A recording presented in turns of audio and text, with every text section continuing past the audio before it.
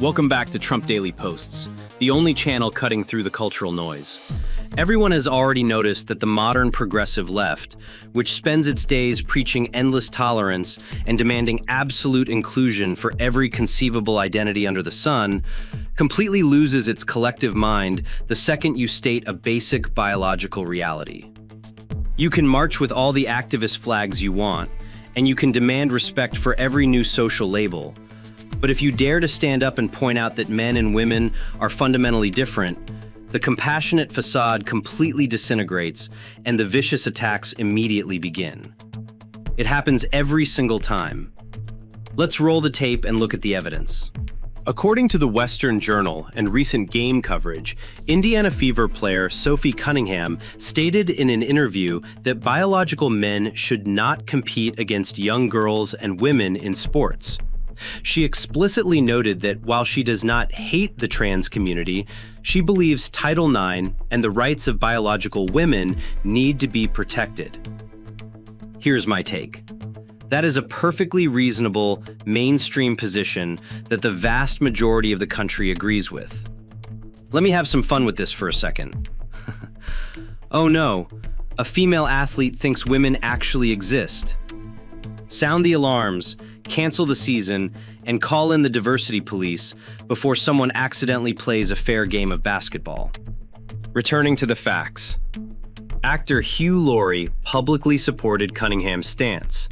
In response, the media quickly spun the narrative, with one headline declaring, "Hugh Laurie saddens fans with Sophie Cunningham supporting trans sports row."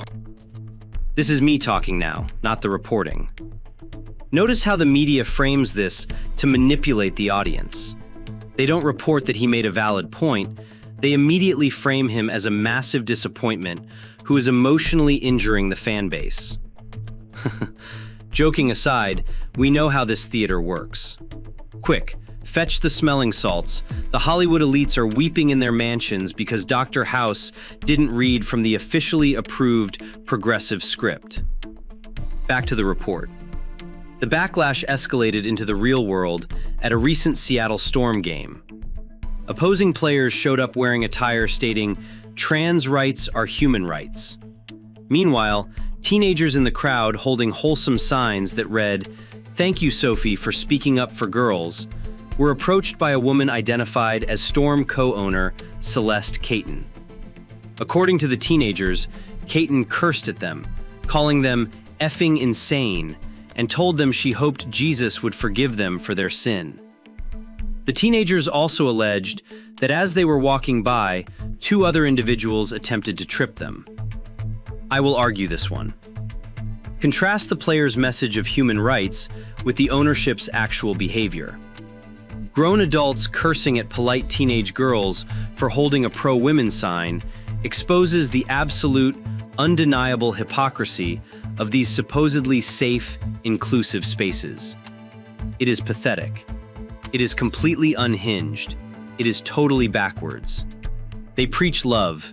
They practice absolute rage. Here is my read on this whole situation. We are watching the complete and intentional erosion of common sense in real time. Basic, undeniable truths are now being treated as radical, dangerous offenses by the people who control our cultural institutions.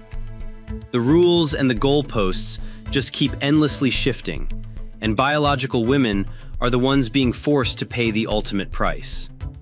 It is an organized dismantling of reality itself, designed to punish anyone who refuses to submit to the delusion. That is the reality of the situation. Thanks for tuning in to Trump Daily Posts. We will see you next time. For more content from Trump Daily Posts, like and subscribe.